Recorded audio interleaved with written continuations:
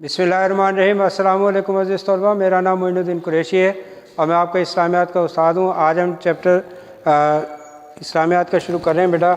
सूरह अनफाल है, रुकू नंबर 3, आयत नंबर 20 था 28। बिस्मिल्लाहिर्रहमानिर्रहीम। या अय्युहल्लज़ीना आमनू अतिउल्लाह व रसूलहू वला तवल्लू अन्हु व अंतुम तस्माऊन।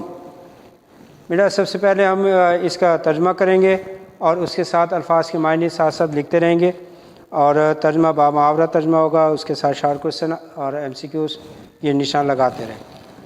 या अय्युहल्लज़ीना आमनू, ए ईमान वालो, अतिउल्लाह अल्लाह की अताअत करो, अल्लाह का हुक्म मानो, व रसूलहू और उसके रसूल का, यानी ए ईमान वालो अल्लाह और उसके रसूल के अहकामात पर चलो, वला तवल्लो अन्हु और उससे रूगर्दानी ना करो, उससे मुँह ना मोड़ो, वान तुम तस्माउन और तुम इन बातों को सुनते हो।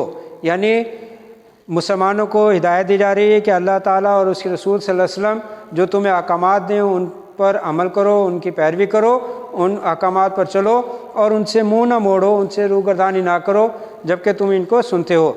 वला तकूनु कल्लज़ीना कालू समीना व हुम ला यस्माऊन, वला तकूनु और ना हो जाओ कल्लज़ीना उन लोगों की तरह, कालू जो कहते हैं समीना हमने सुन लिया, समीना हमने सुन लिया, व हुम ला यस्माऊन और हकीकत क्या है ये नहीं सुनते, मगर हकीकत में ये नहीं सुनते। यहाँ पर पहली लाइन पहली आयत में ही आप एक शॉर्ट क्वेश्चन बना लें कि आयत के शुरू में अहले ईमान को क्या हुक्म दिया गया, तो आपने जवाब लिखना है कि अल्लाह और उसके रसूल के अहकामात की पाबंदी करो या उनके अहकामात पर चलो और उनसे रूगर्दानी ना करो। यानी दो बातें बतानी है, एक अल्लाह के अताअत और उसके रसूल के अताअत करना और दूसरा उनके अहकामात से रूगर्दानी ना करना। इन्न शर्र दवाब इंदल्लाहि सुमुल बुकमुल लज़ीना ला याकिलून। इन्ना शरत दवाब, इन्ना बेशक शरत दवाब बदतरीन जानदार, बदतरीन जानदार या बदतरीन किस्म के जानवर। दवाब दावत उनकी जमा है, दावा कहते हैं जानवर को, चौपाए को, दवाब उसकी जमा है।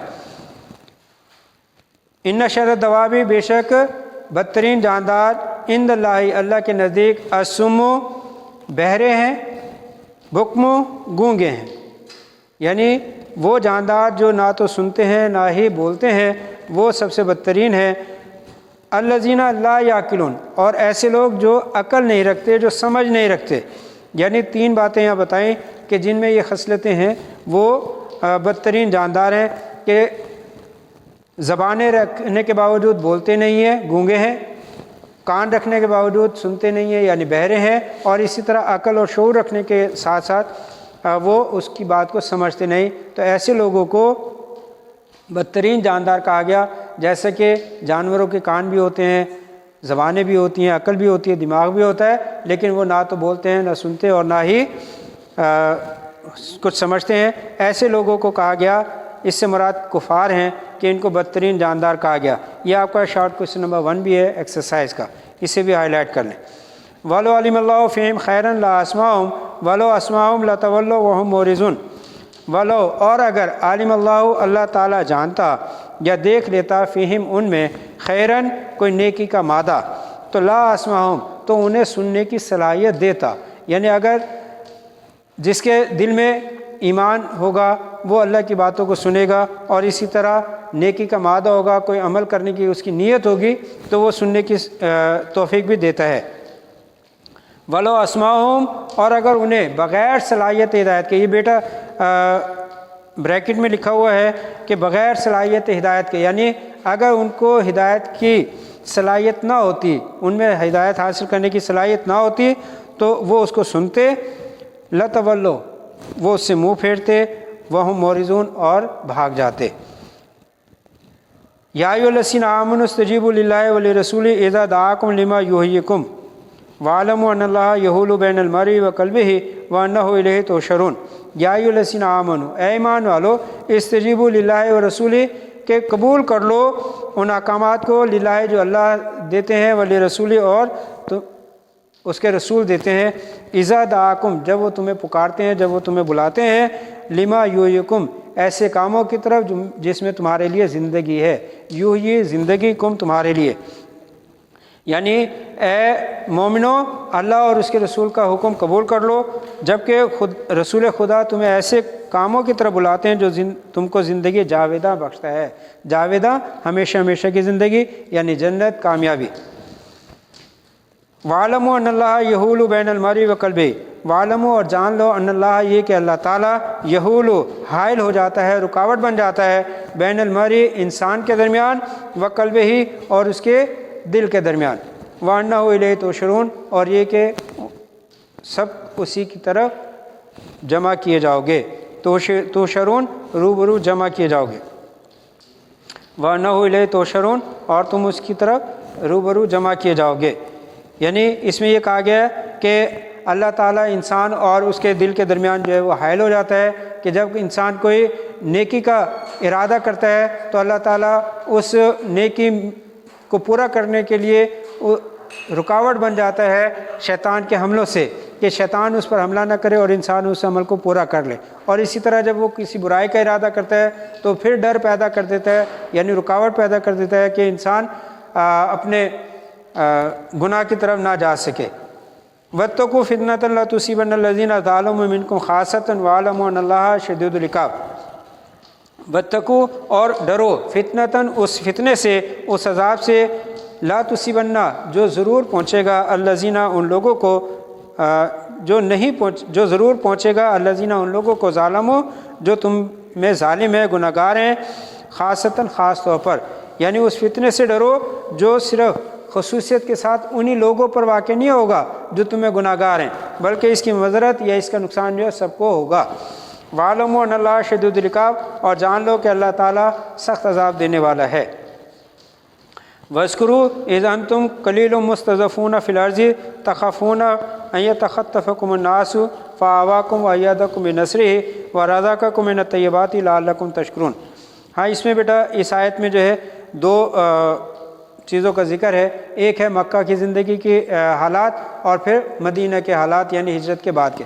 ہجرت سے پہلے جب مکہ میں مسلمان تھے تو تین طرح کی حالتیں بیان کی گئیں کہ ایک تو تم قلیل تعداد میں تھے یعنی کم تعداد میں تھے، دوسرا تم ضعیف تھے، کمزور تھے ہر لحاظ سے، اور اسی طرح تم ہر وقت یہ ڈرتے رہتے تھے کہ کافر لوگ یا غیر مسلم لوگ جو ہیں وہ تمہیں اڑا کر نہ لے جائیں، یعنی تمہیں اغوا نہ کر لیں۔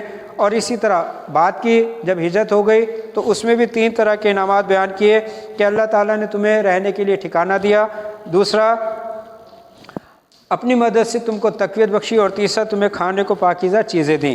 تو اس میں یہ شارٹ کوسچن میں جائے گا کہ مکہ میں مسلمان کس حالت میں تھے، تو آپ نے جواب دینا ہے کہ قلیل تھے، ضعیف تھے، اور اسی طرح تم ہر وقت ڈرتے رہتے تھے۔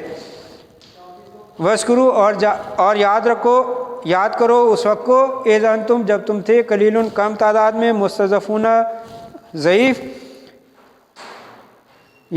مستضعفون مغلوب یا بے زور کمزور، فی الارض زمین میں، زمین سے مراد یہاں پہ مکہ کی زندگی ہے، تخافون تم ڈرتے رہتے تھے، ان یتخطفکم الناس کہ لوگ تمہیں اڑا نہ لے جائیں، فآواکم یہاں سے مدینہ کی زندگی آ رہی ہے، فآواکم پس اس نے تمہیں ٹھکانہ دیا یعنی رہنے کے لیے جگہ دی، وأیدکم اور اس نے تقویت بخشی، بنصرہ اپنی مدد کے ساتھ، ورزقکم اور تمہیں کھانے کو رزق دیا، من الطیبات پاکیزہ چیزوں میں سے، لعلکم تشکرون تاکہ تم شکر گزار بن جاؤ یا تم اس کا شکر ادا کرو۔ اس کے بعد اگلی آیت جو ہے وہ شارٹ کوسچن نمبر 2 ہے کہ ان آیات میں خیانت سے کیا مراد ہے۔ یا ایھا الذین آمنوا لا تخونوا اللہ ورسولہ وتخونوا اماناتکم وانتم تعلمون۔ یا ایھا الذین آمنوا اے ایمان والو، لا تخونوا خیانت نہ کرو اللہ سے، ورسولہ اور اس کے رسول سے، یعنی اللہ اور اس کے رسول سے خیانت نہ کرو۔ اللہ کے احکامات کی پابندی نہ کرنا یہ اللہ سے خیانت ہے، اور رسول اللہ صلی اللہ علیہ وسلم کے احکامات کی پابندی نہ کرنا رسول سے خیانت ہے۔ سوال بھی آتا ہے بیٹا کہ اللہ اور اس کے رسول سے خیانت سے کیا مراد ہے، تو آپ نے یہی لکھنا ہے کہ اللہ کے احکامات کی پابندی نہ کرنا، رسول کی تعلیمات پر عمل نہ کرنا، یہ اللہ اور اس کے رسول سے خیانت کرنا ہے۔ وَتَخُونُوا أَمَانَاتَكُمْ اور نہ ہی اپنی امانتوں میں خیانت کرو، وَأَنْتُمْ تَعْلَمُونَ اور تم ان باتوں کو جانتے ہو۔